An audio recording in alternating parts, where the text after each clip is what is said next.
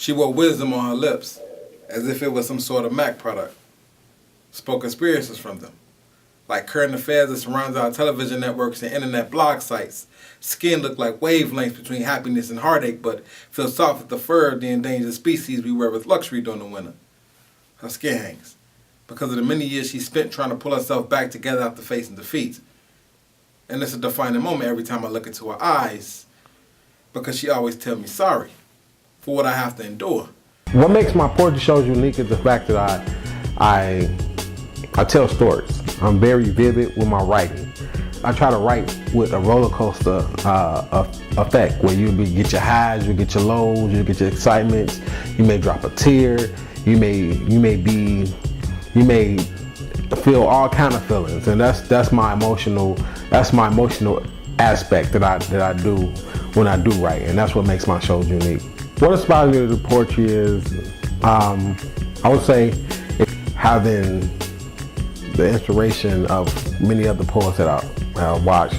I've always been a great fan of music, a great fan of literacy. When I was a kid, a lot of times the teachers would try to make it seem like I was illiterate. I couldn't write, couldn't read. So me writing poetry and being a lyricist really makes me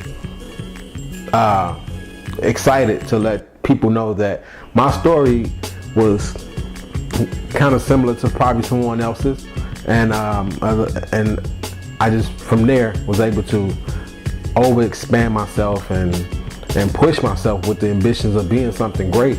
Hopefully I'm able to inspire you in some way.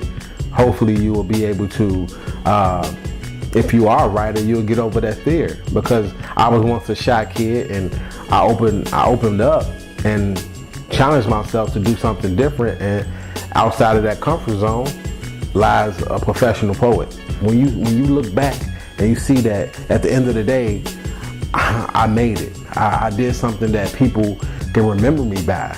And you look at all the greats, they all had struggles, everybody, but they was able to overcome those. And even centuries down the line, you listening to stories of Picasso, Harriet Tubman, you listen to stories of all these other people.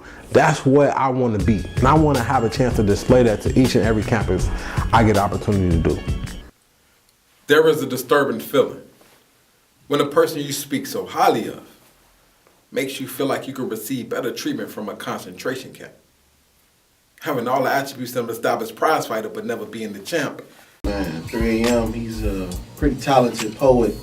He's got nice creative wordplay, in his delivery, but still I got a lot of meaning and substance out of the words. 3 AM, I feel, is a very dynamic storyteller and poet. He has a really rich and innovative way as an approach to poetry. I think one of my favorite poems from 3 AM is Suicidal Shooter. 3 AM is a very creative and deep poet. He's been spitting for a long time. His wordplay is crazy, but he always aims to get a message across that really affects a lot of people in the Black American community, and he puts it in a way to where you can't really ignore it. And once you listen to his poems, you not only walk away being entertained, but you walk away learning something as well. So 3 AM is a poet you definitely need to check out in the near future.